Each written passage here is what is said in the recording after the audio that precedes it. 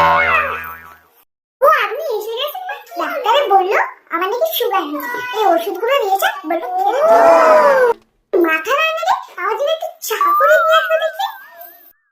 ও আচ্ছা ঠিক আছে। মা দু চামচ চিনি দিন দেখি। আমি কোথায় পাবো? আপনি তো বললেন ডাক্তার বললো আপনার নাকি সুগার আছে, তাহলে ওখান থেকে দু চামচ চিনি দিন। তোমার ইচ্ছা করতে পারে যাও তো, তোমার রান্না করতে পারে যাও।